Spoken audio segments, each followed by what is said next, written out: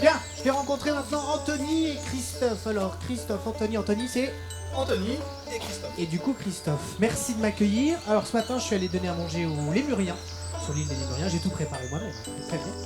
On est également allé donner à manger au Pandarou, tout ça avec Camille. On est allé dans les coulisses du parc de Sainte-Croix. Et cet après-midi, je sais que je dois vous rejoindre, mais je ne sais pas pourquoi. Je vois que vous avez du bambou. On va aller nourrir certainement des animaux, Anthony. Alors on va aller nourrir des animaux, mais pas avec du bambou, avec du poulet. Donc à ton avis, vers quel animal on pourrait aller? Je pense aux tortues. Pas tout à fait, même si les tortues, on a des tortues carnivores. Mais si tu regardes un petit peu ton environnement, tu verras des éléments qui vont t'aider. Oui, alors je le vois, mais je préfère pas y penser. Je vois loup gris et sous-espèces. Le poulet, on va donner à manger à des loups. En effet, et pas n'importe quel loup, cette année, on a la chance d'avoir dans la meute de Charlie et Minnie 2 petits. C'est la première fois depuis qu'ils sont au parc qu'ils ont des jeunes, donc on est très très contents. Et donc ce qu'on va faire, c'est qu'on va aller les nourrir ensemble, avec toi. Avec moi. Mais il y a, j'imagine, des trappes pour glisser la nourriture et ils viennent manger un peu comme dans des abreuvoirs ou dans des gamelles. Alors ça pourrait, on va rentrer à l'intérieur de l'enclos. Et t'inquiète pas, on craint rien, tu vas voir, on va t'expliquer, il y a plein de mesures de sécurité. Et les loups, en général, ils ont bien plus peur de nous que nous deux. Les loups ont plus peur de nous que... Je suis pas sûr de pas avoir moins peur, enfin plus peur peut-être, enfin je me bafouille, je pense que c'est l'émotion. Je vais dans l'enclos avec vous alors. Oui, tu t'as rien à craindre, il y a Christophe avec toi, il y a moi, et honnêtement, on est très impressionnés. Ok, bon on va aller nourrir les loups. On va nourrir les loups. Ils attendent qu'on dépose la nourriture pour pouvoir après l'apporter aux petits, donc là les petits sont cachés. Ce qu'on te propose, c'est on va aller un peu plus loin, comme on fait d'habitude, comme ça on change pas leur habitude, on va vraiment mettre la nourriture et après on observe. Donc là on est vraiment dans l'enclos des loups. Les loups sont juste là. On l'a entendu un peu aboyer, non? Ça les dérange pas du tout qu'on soit dans leur territoire? En fait, ce qui se passe, c'est que là, elle fait ce qu'on appelle un aboiement d'alarme. Parce que il y a un petit peu, comme il y a des jeunes qui sont présents, elle est en train de dire attention, il y a potentiellement un danger parce que les humains sont en train de se rapprocher.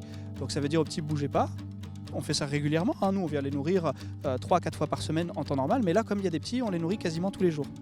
Et donc ce qu'on fait, c'est qu'on dépose la nourriture, on regarde que tout va bien, et derrière on reprend un peu de distance. Donc là c'est ce qu'on va faire pour pas trop les stresser, c'est qu'on va poser la nourriture pour pas changer le rythme habituel. Tu prends un poulet ou deux et tu les mets un peu à droite et à gauche, comme ça ils peuvent se répartir la nourriture et l'un ou l'autre peut venir chercher ce qu'il veut.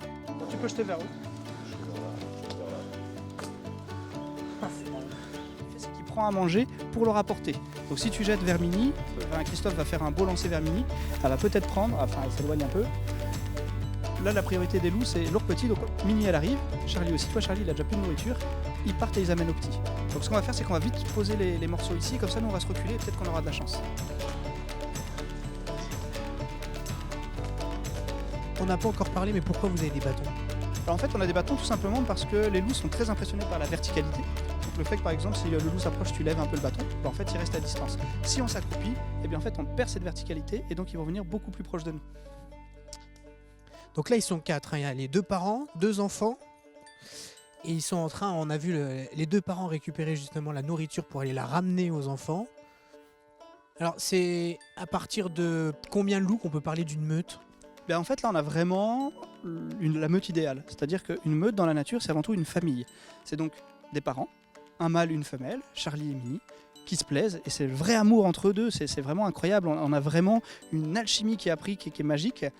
Et puis ils ont des jeunes, et à partir du moment où ils ont des jeunes, c'est vraiment ça une meute, c'est des parents avec leurs petits.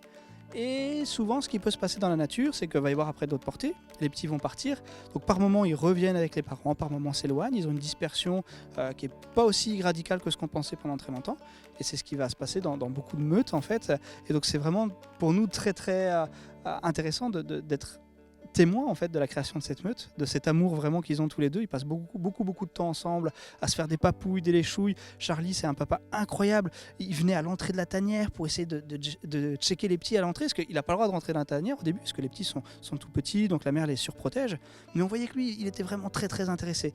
Et là le voir qui récupère à manger, ramène à manger aux petits, puis elle dit ok ça va, j'ai fait le boulot au début, maintenant c'est à lui de prendre un peu son relais. Donc une belle parité entre les deux. On va les laisser déguster leur poulet. Et je voulais te demander, c'est vrai qu'on parle souvent du méchant loup, c'est vrai qu'il a malheureusement pas toujours une bonne réputation. Clairement, là on a vu que c'était plus le loup qui avait peur de l'homme. Oui, et c'est en ça que Charlie est vraiment très intéressant, parce que Charlie c'est un loup noir, et souvent le grand méchant loup est représenté noir, donc vraiment cette idée très méchant. là on voit très bien qu'en fait on a affaire juste à un papa incroyable qui est un loup au même titre que n'importe quel autre. Les loups sont ni gentils ni méchants, sont juste des animaux qui ont un rôle à jouer dans la nature, un rôle incroyable, mais bien entendu comme on a mis beaucoup d'histoires en fait autour de ces animaux, parce que quand il a disparu, la connaissance collective de coexistence en fait elle a disparu. Ça a été remplacé par des légendes, des on-dit, des idées reçues, et donc aujourd'hui on a tout ça à reconstruire ensemble sur comment on fonctionne. Ça peut se nourrir beaucoup. Alors en tout cas, ils sont repartis parce que, comme on l'a dit, il y a Christophe qui est très impressionnant, mais je pense que vraiment ce qui les a impressionnés, c'est toi, parce que d'habitude on les voit un petit peu plus près. Et donc honnêtement, je suis très impressionné par le charisme que tu dois dégager vis-à-vis d'eux. Mais sinon, ils mangent en moyenne les besoins d'un loup en captivité sont aux alentours de 1 kg, 1,5 kg par individu. Là, en fait, on a une femelle qui est en lactation, avec des petits qui sont en phase de croissance, donc ils mangent plutôt les valeurs hautes. Par exemple, si jamais après on est sur le courant d'été, si pour un groupe où il n'y a pas de jeunes, on est plutôt sur les valeurs basses. Et après, il faut juste s'adapter à nos animaux, c'est-à-dire qu'il n'y a pas toute l'année ils vont manger de la même chose. On va varier en fait les quantités en fonction de leurs besoins, tout simplement. Donc c'est pour ça que les soigneurs sont vraiment au plus près de leurs animaux, les connaissent bien pour qu'on adapte en fonction de leurs besoins. Et bien justement, ils ont peut-être besoin qu'on les laisse un peu se reposer maintenant. Merci pour cette immersion au cœur de cet enclos des loups. On va ressortir. Je guette toujours au cas où, hein, parce qu'on ne sait jamais. Merci en tout cas, messieurs, pour cette visite dans les coulisses et dans l'enclos des loups du parc de Sainte-Croix.